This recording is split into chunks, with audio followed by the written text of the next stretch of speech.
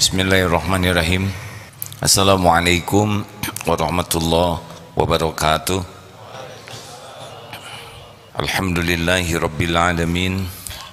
Segala puja dan puji hanya milik Allah yang maha dekat, yang tidak ada satupun yang tersembunyi bagi Allah. Tidak bisa lari dari genggaman Allah. Apa yang Allah kehendaki pasti terjadi tanpa bisa ditolak, dicegah, dihalangi oleh siapapun.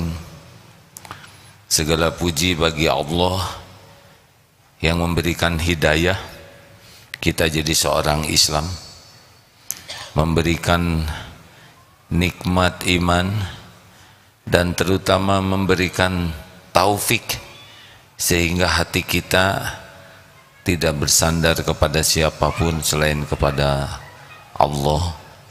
Itu nikmat besar, dan dialah Allah yang menakdirkan kita berkumpul saat ini. Tidak ada nikmat kecuali pasti dari Allah. Wa ma bikum min ni'matin fa minallah.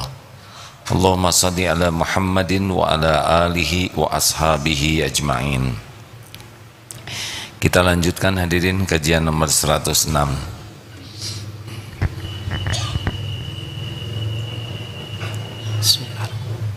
Bismillahirrahmanirrahim. Kajian Al-Hikam nomor 106. Ma'siyatun awrasat dhullan waftiqaran khairun min ta'atin awrasat izzan wastikbaran. Maksiat ataupun perbuatan dosa yang menimbulkan rasa rendah diri dan membutuhkan rahmat kasih sayang Allah lebih baik daripada perbuatan taat yang membangkitkan rasa sombong, ujub, dan besar diri. Yang saya pahami di sini bukan maksiatnya, tetapi rasa rendah diri di hadapan Allah, rasa takut kepada kemurkaan Allah, rasa berharap diampuni, disayang Allah, itu lebih baik daripada taat tetapi menjadi maksiat hatinya. Dalam taat ini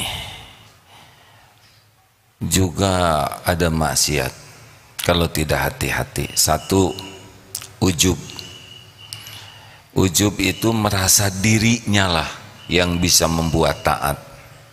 Saya sudah tahajud, saya sudah saum, saya sudah menghafal Quran, saya semakin besar saya, itu berarti semakin tidak berkualitas.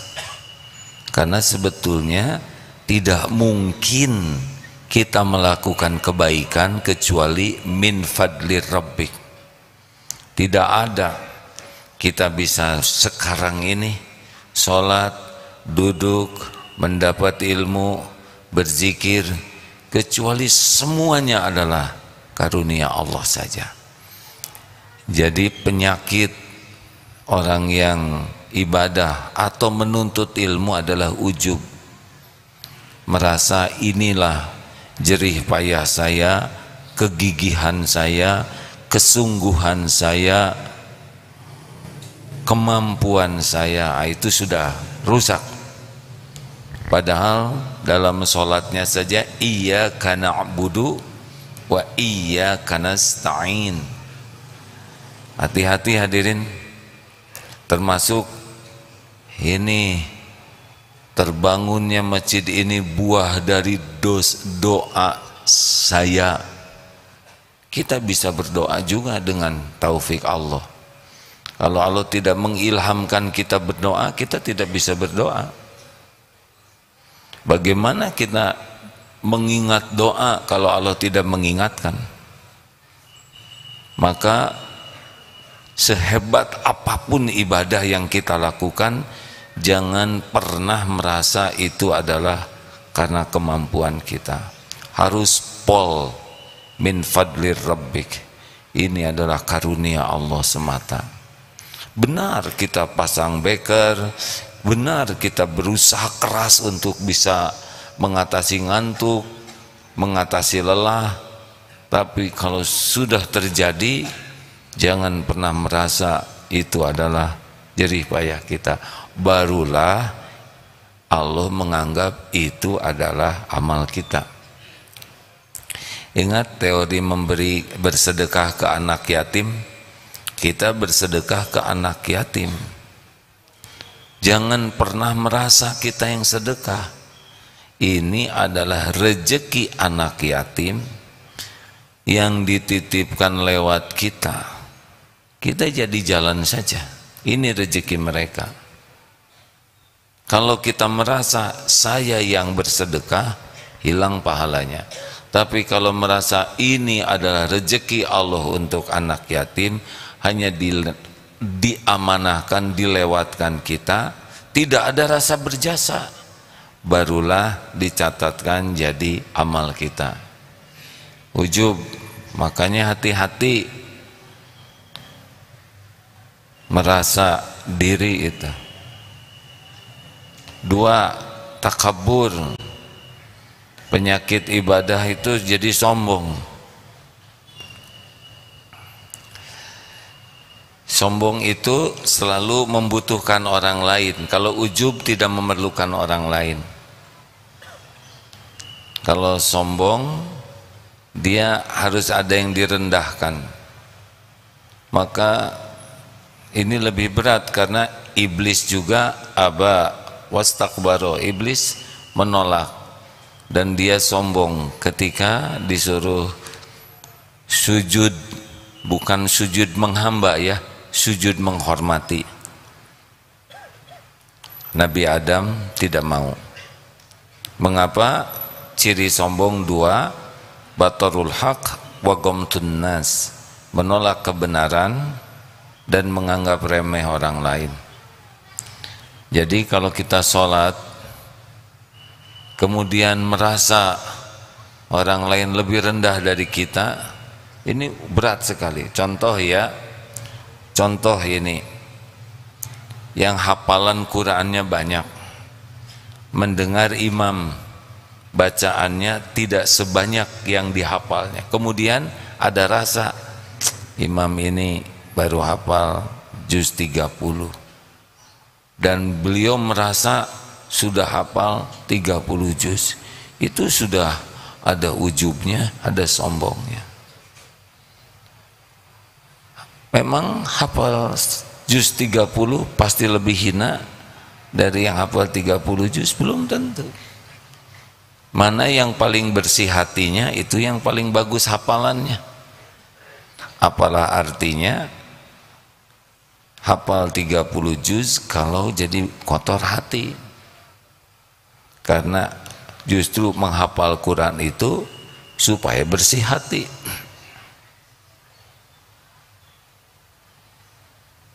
Atau santri yang belajar Baitul Quran, tahsinnya lebih sempurna.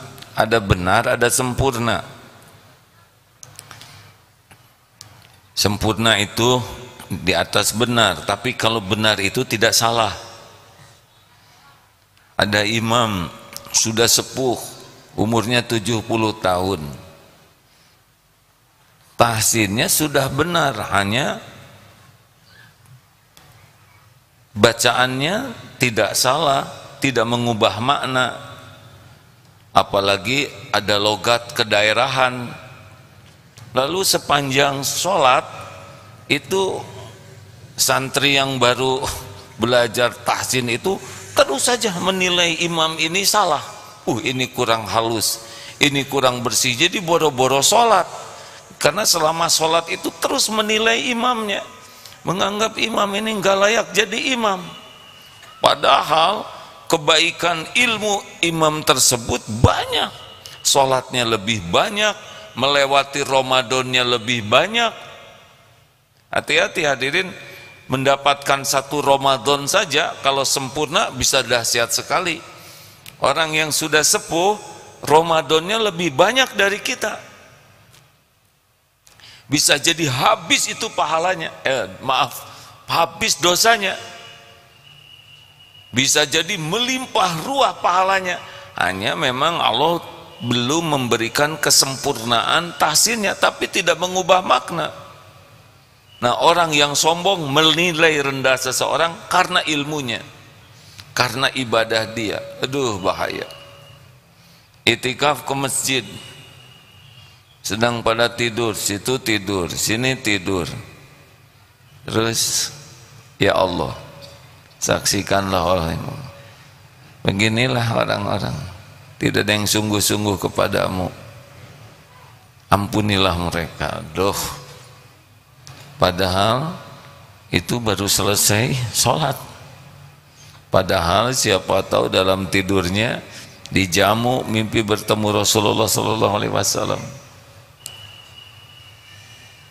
Masih ingat kisah bapak dan anak? Bapak dan anak ke masjid, kata anaknya, Pak, lihat sepertiga malam terakhir orang-orang itu malah tidur. Menurut bapak bagaimana? Menurut bapak bagusan mereka, nak, tidur daripada kamu bangun ngomongin orang, ya.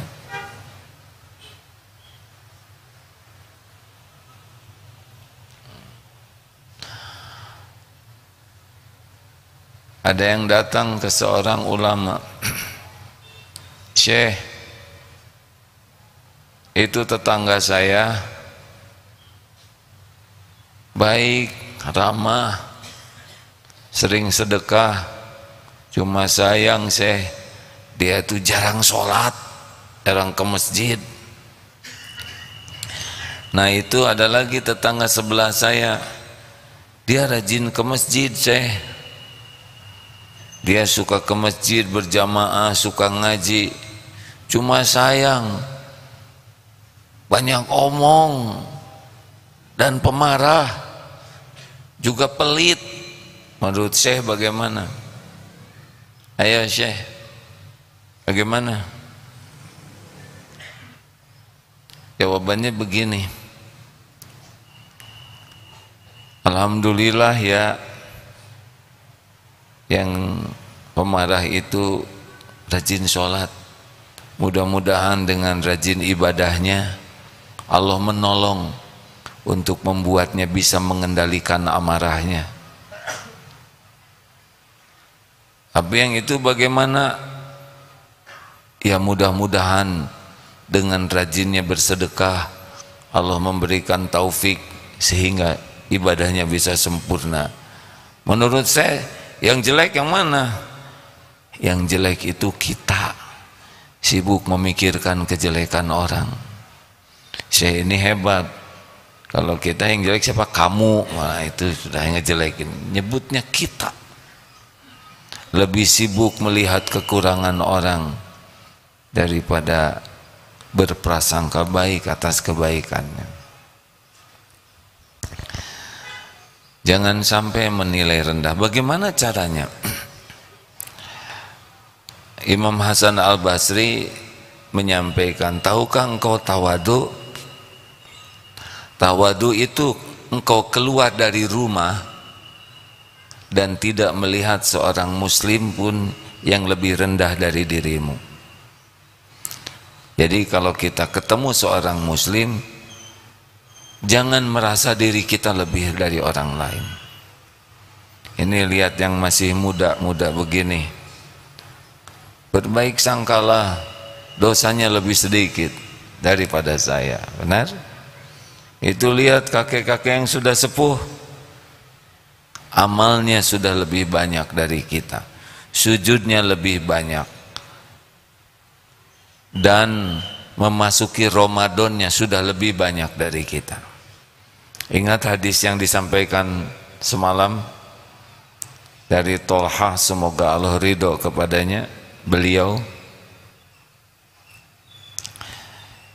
ini dalam Sunan Ibnu Majah, Sebagian mengatakan ini sahih. Ada dua bersaudara dari suku Bali kalau tidak salah datang kepada Rasulullah bersyahadat. Tapi dua ini, yang pertama ini semangat sekali beribadahnya dan semangat sekali berjuang, sampai akhirnya beliau mendapatkan syahid. Yang satu lagi baru setahun kemudian wafat. Lalu sahabat Thalhah ini bermimpi seakan menuju pintu surga. Lalu dari pintu surga itu dia merasa diapit oleh dua orang tadi, ada dua orang tadi bersamanya. Lalu keluarlah dari pintu surga dalam mimpinya itu malaikat yang mempersilahkan yang meninggal terakhir itu yang masuk ke surga duluan. Baru keluar lagi, barulah yang syuhada itu masuk belakangan. Lalu keluar lagi, engkau belum waktunya mendapatkan karunia ini. Ketika bangun, esok harinya diceritakan ke teman sahabat-sahabatnya, mereka heran, bagaimana mungkin yang kedua mendahului yang syahid? Akhirnya ditanyakan kepada Rasulullah SAW, apakah yang mengherankan dirimu? Ya, mengapa yang duluan dimasukkan surga bukannya yang jadi syuhada? Jawaban Rasulullah, bukankah dia hidup setahun lebih lama dari yang meninggal? Bukankah bertemu dengan Ramadan, saum, sujud, dan itu perbedaannya bagai langit dan bumi. Bayangkan, sekali ketemu Ramadan bisa sebegitu dahsyatnya, karena mengisinya dengan sebaik-baiknya. Man shoma Ramadana imanan wahtisaban ghufira lahu ma taqaddama min dambi. Habis itu dosa yang lalu. Man qoma, barang siapa yang salat malam, di sini disebutkan yang man qoma itu mendirikan salat Ramadana imanan wahtisaban ghufira lahu ma taqaddama min dambi. Apalagi kalau dapat Lailatul Qadar. Jadi kalau kita lihat yang lebih sepuh dari kita, husnuzon kita, beliau sudah dapat Ramadan lebih banyak. Bagaimana kita meremehkan orang yang lebih tua? Tapi orang itu dia banyak dosanya. Berapa banyak orang yang berlumur dosa dan karena dosanya taubat nasuha. Innallaha yuhibbut tawwabin wa yuhibbul mutatahhirin. Allah sangat mencintai orang yang tobat dan mensucikan diri. Siapa tahu dosa orang itu yang mengantarkan taubat nasuha. Kita tidak tahu rahasia Allah, benar? Maka yang paling penting sudah, jangan meremehkan orang lain. Jangan posisikan diri kita merasa lebih dari yang lain. Itu lebih aman. Ini latihan untuk tawadu, ya. Kalau kita jumpa orang, kita tidak tahu seberapa banyak air mata tobatnya yang rahasia. Kita tidak tahu seberapa banyak berbakti kepada orang tuanya. Mungkin mulia di sisi Allah karena sangat berbakti kepada ibu bapaknya. Kita tidak tahu, mungkin lihat pedagang berat bawa dagangan, kita tidak tahu seberapa banyak pahala yang diberikan Allah untuk nanggung keluarganya, karena bekerja luar biasa dan ikhlas. Mungkin ada yang sakit, kita tidak tahu berapa banyak dosanya habis dengan sakitnya ini. Ada seseorang yang difitnah, kita tidak tahu berapa derajat yang diangkat oleh Allah buah dari hati yang ridho dan sabar menghadapi fitnah. Kita tidak pernah tahu. Tiap orang di antara kita punya kapling takdir masing-masing, punya episode masing-masing.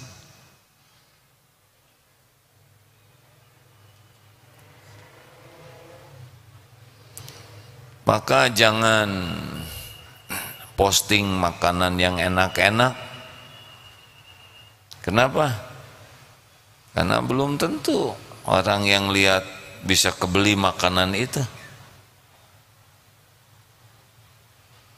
Jangan posting kemesraan dengan suami. Tidak semua akhwat sudah punya suami ya.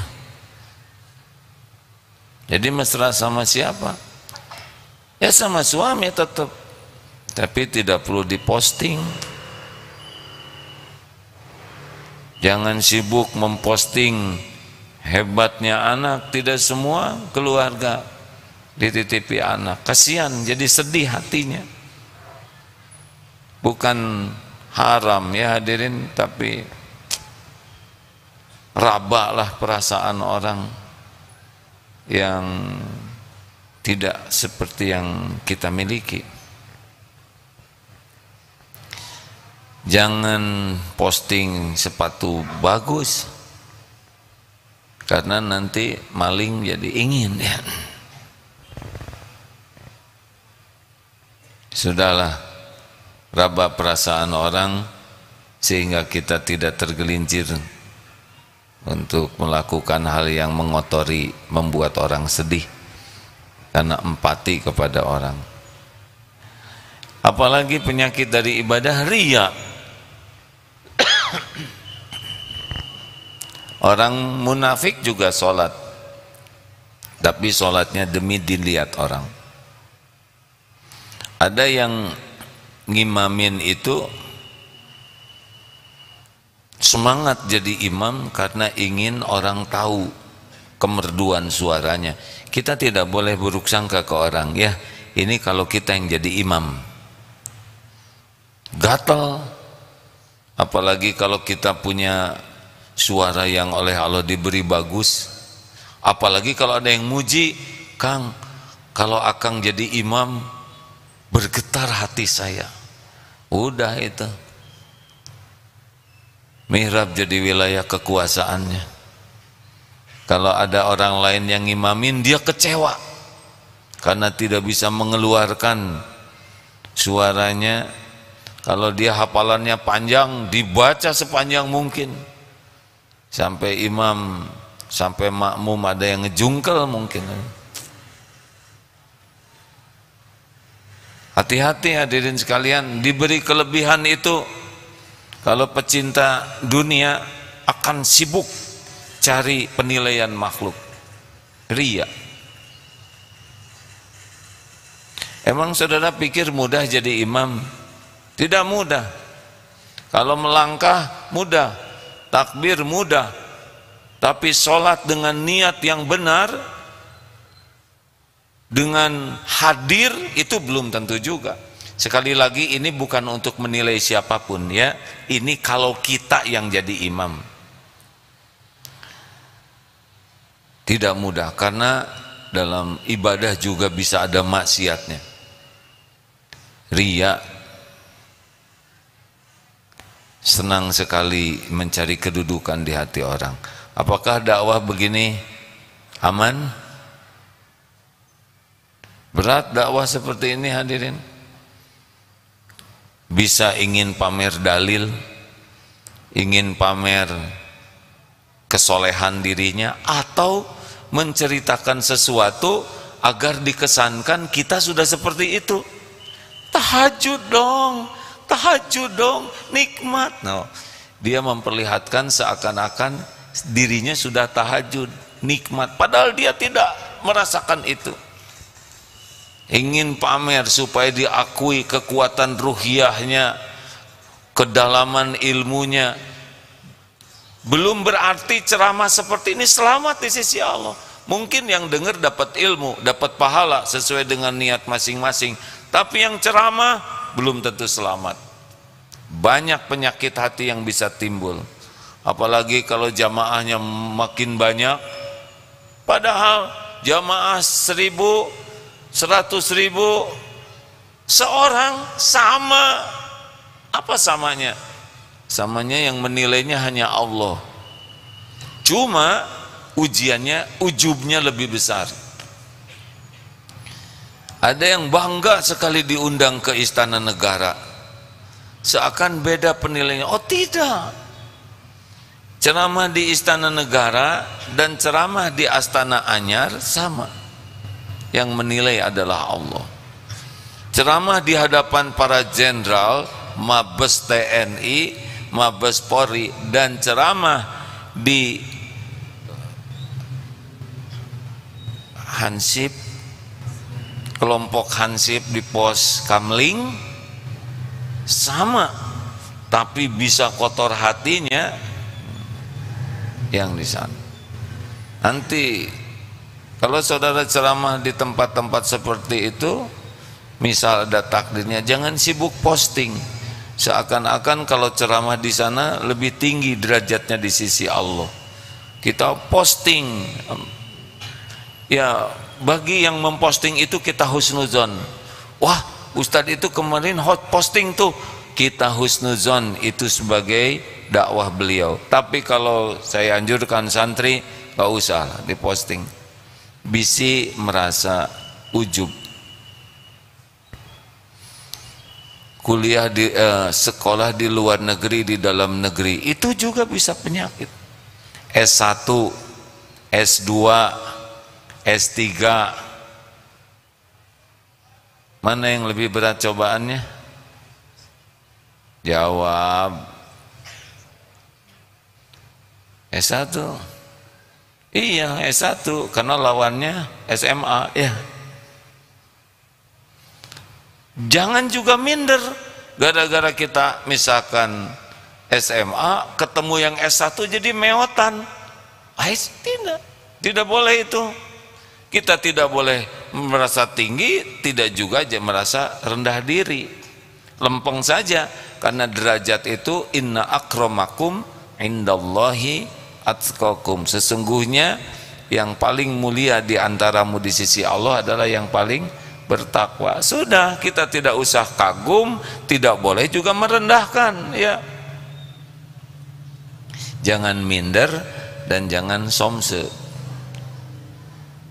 Hadirin sekalian, jadi maaf ya, kuliah agama juga bisa jadi kotor hati.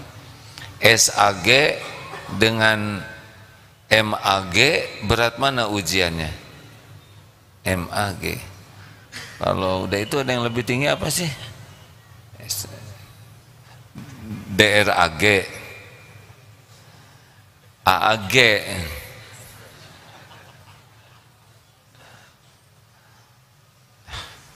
Ujian lah. Jadi siapa jadi orang yang paling sukses dalam hidup? Yang paling bersih hatinya. Itulah paling berilmu. Orang yang ilmunya paling bagus, yang paling bersih hatinya. Orang yang ibadahnya paling bagus, yang paling bersih hatinya. Karena yang berjumpa dengan Allah, yaumal la yanfa'u malu wala banun illa man atallaha biqalbin salim. Ingat, hari tiada manfaat harta dan anak-anak kecuali yang menghadap Allah biqalbin salim, dengan hati yang selamat, bersih. Surat Asy-Syu'ara 8 berapa? Surat apa itu? Asy-Syu'ara 8889 ya. Begitu. Karena Allah tidak lihat casing. Makanya, wah kalau gitu saya tidak mau jadi imam. Udahlah, siap jadi imam. Wah, saya nggak akan kuliah tinggi-tinggi, daripada jadi sombong. Udah bodoh, sombong lagi, ya kan? Mungkin dengan tingginya ilmu lebih tawadu. Ya begitulah hadirin. Jadi kata kuncinya, udahlah, jangan merasa lebih dari orang lain dan jangan melihat orang lain lebih rendah dari kita, khususnya muslimin, mukminin. Ada yang akan kita diskusikan, silakan. Baik, assalamualaikum warahmatullahi wabarakatuh. Waalaikumsalam warahmatullahi. Alhamdulillah saya bisa cari ilmu di tempat ini ya. Mungkin ada bagaimana cara menyikapi kita kalau misalnya kita berbuat sesuatu yang emang bermanfaat untuk warga gitu, untuk masyarakat di sekitar. Mereka mengatakan, wah hebat nih, kata gitu kan ya. Hasil karya siapa ini gitu kan. Kadang-kadang kita menyikapinya, aduh gimana ya gitu. Kalau saya katakan saya berarti kan sombong mungkin ya, atau ria atau kayak gitu. Nah, ini cara menyikapi pujian itu emang selain ya alhamdulillah kita kembalikan kepada Allah Subhanahu wa taala bahwa kita bermanfaat untuk orang lain, untuk ke mereka itu gimana cara menyikapinya? Makasih ya. Assalamualaikum. Gak usah dijawab aja, cicing biar orang lain yang bilang. Siapa yang mengerjakan ini? Ya sudah, nggak apa-apa. Dan nggak penting-penting amat kita nyebut diri kita juga, ya kan? Benar? Sampai sejauh mana pentingnya menyebut diri? Kalaupun nggak menyebutkan baik-baik saja. Ini ada kisahnya, Pak. Suatu saat di zaman para sahabat atau sesudahnya, saya mohon maaf kalau kurang akurat, sedang terjadi peperangan. Ada satu benteng yang sulit ditaklukkan. Kemudian ada seorang komandan regu yang minta izin ke pimpinannya, izinkan saya menggali benteng itu. Akhirnya dilubangilah terus benteng itu dan bisa masuk ke dalam, dan gerbangnya itu berhasil dibuka dan benteng itu bisa ditaklukkan. Keesokan harinya komandannya itu, pimpinan tertinggi, siapa yang tadi malam minta izin ke saya untuk membobol benteng itu? Tidak ada yang ngacung. Saya mohon karena Allah. Kalau sudah menyebut nama Allah itu beda lagi urusannya. Saya mohon karena Allah. Siapa yang tahu, siapa yang minta izin kepada saya untuk membobol tadi malam? Ada yang ngacung, saya tahu komandan, saya tahu ya, tapi dia mengajukan 3 syarat. Apa syaratnya? 1, tidak mau diumumkan. Saya tahu orangnya dan memberikan 3 syarat. Kalau nanti disebut nama tidak diumumkan, ya saya tidak akan umumkan. 2, tidak mau diberi hadiah. Baik, tidak akan diberi hadiah. 3, kalau sudah dipanggil tidak boleh dipanggil lagi. Jadi cukup sekali. Baik, tidak akan dipanggil lagi. Sayalah orangnya. Pergi saja, sudah selesai. Bapak kalau begitu boleh juga ya. Kalau nggak penting diam aja, Pak. Kalau dengan diam kita selamat, orang lain selamat, dah. Yang paling penting kita berbuat kebaikan dan Allah melihat. Tidak ada yang tersembunyi dari Allah Subhanahu wa taala. Penanya terakhir. Assalamualaikum warahmatullahi wabarakatuh. Waalaikumsalam warahmatullahi wabarakatuh. Bismillah. Film. Ada yang mau ditanyakan, wahai Agim, apa yang harus dilakukan amal perbuatan supaya kita istiqomah? Itu aja. Insya Allah barokah. Amin. Terima kasih, Pak. Istiqomah akan mendatangkan karomah, kemuliaan. Ada salah satu hadis, la yastaqimu imanan abdin. Tidaklah istiqomah iman seseorang hatta yastaqima qalbuhu, hingga istiqomah hatinya. La yastaqimu qalbuhu hatta yastaqima lisanuhu. Tidaklah istiqomah hati seseorang hingga istiqomah menjaga lisannya. Istiqomah menjaga lisan itu adalah setiap bicara yang baik. Kalau tidak, diam. Coba sambil kita belajar agama seperti ini, karena ini harus istiqomahnya, itu harus ada ilmunya. Tapi riyadoh yang sangat penting bagi orang yang istiqomah, coba istiqomah jaga lisan. Falyaqul khairan aw liyasmut. Lengkapnya dalilnya begini. Man kana yu'minu billah wal yaumil akhir falyaqul khairan aw liyasmut. Barang siapa yang beriman kepada Allah dan hari akhir, salah satu bentuk keimanan itu adalah yakin bahwa Allah mendengar setiap ucapan, dan yakin di hari akhir ucapan ini akan jumpa. Ini perkataan saya ini nanti di yaumul akhir akan ketemu lagi timbangannya. Hendaklah berkata baik atau diam. Jangan celetak-celetuk, jangan segala dikomentari, jangan segala diceritakan, jangan segala ditanyakan kalau tidak perlu-perlu amat, jangan sibuk menjawab kalau tidak ada yang nanya. Jangan ikut campur urusan orang lain yang bukan kewajiban kita. Jangan berdebat kusir, banyak-banyak berdebat, jangan, tinggalkan, itu nafsu di sana. Jangan marah-marah, dan jangan kepanjangan kalau bicara, harus secukupnya. Yang paling aman kalau mau bicara 3 syaratnya. 1, apa niat saya bicara? Ingin pamer, ingin kelihatan pintar, ingin diakui orang, ingin dikagumi orang. Kalau itu niatnya, diam, nggak penting dikagumi orang. Kalau niatnya, ya Allah, wahai yang maha mendengar, semoga engkau ridho dengan kata-kata ini, bicara. Niat dulu. Yang kedua, isinya apa?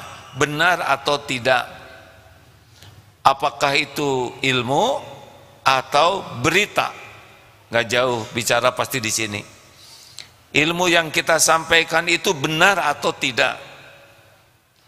Berita yang kita sampaikan benar atau tidak? Kalau tidak benar atau ragu-ragu atau belum yakin, diam, aman. Gak apa-apa dianggap bodoh, tapi kita tidak menyampaikan sesuatu yang tidak benar. Dianggap bodoh jangan sakit hati, karena itu bukan penghinaan, itu fakta. Ya, acungkan tangan yang pintar, yang agak pintar. Nah, berarti bodoh kita, ya. Aslinya kita bodoh. Yang ketiga, apa dampak dari perkataan kita? Apakah sesudah saya bicara ini Allah jadi ridho atau Allah jadi murka? Apakah sesudah saya bicara saya dapat pahala atau saya dapat dosa? Apakah sesudah dikatakan ini orang mendapat manfaat atau orang mendapatkan sesuatu yang mudarat? Apakah dengan ucapan ini orang bisa jadi bahagia atau jadi terpermalukan atau tertekan atau menjadi terhina atau jadi menderita? Pertimbangkan setiap mau bicara. Enggak apa-apa telat sedikit karena mikir, tapi perkataannya jadi amal soleh, daripada kita bicara dan jadi dosa. Tidak aman banyak bicara tuh, sangat tidak aman. tergelincir kata-kata, tergelincir hati, makin banyak bicara, makin banyak peluang jadi dosa. Makanya saya mau berhenti bicara sekarang. Sekian.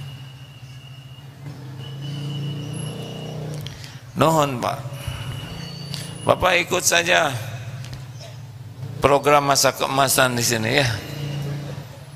Bapak senang ikut kajian, insya Allah nanti bisa ikut. Kalau Bapak minat, saya sampaikan ke panitianya, gratis Pak.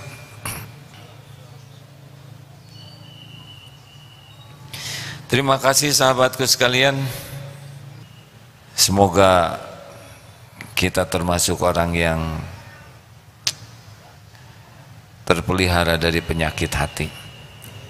Sudah tahu kan doanya yang ringkas? Allahumma ati nafsi taqwaha wa zakiha anta khairu man zakaha anta waliyuha wa maulaha. Ini sahih, luar biasa. Ya Allah, anugerahkan kepadaku jiwa yang takwa. Allahumma atin nafsi taqwaha wa zakiha, dan sucikan jiwa ini ya Allah. Anta khairu man zakaha, engkau sebaik-baik yang kuasa mensucikan jiwa ini. Anta waliyuha, engkaulah wali pelindung jiwa ini, wa maulaha, engkau yang menjaga, memeliharanya. Luar biasa ini hadirin. Bagi yang ingin memiliki jiwa yang takwa, jiwa yang bersih, ini salah satu doanya. Allahumma ati nafsi taqwaha wa zakiha anta khairu man zakaha anta waliyuha wa maulaha. Oh, Masya Allah, tidak mungkin orang bersih hatinya kecuali yang dibersihkan Allah. Tidak mungkin punya hati yang bertakwa kecuali yang diberikan oleh Allah. Alhamdulillah, terima kasih. Subhanakallahumma bihamdik, asyhadu an la ilaha illa ant, astaghfiruka wa atubu ilaik. Assalamualaikum warahmatullahi wabarakatuh.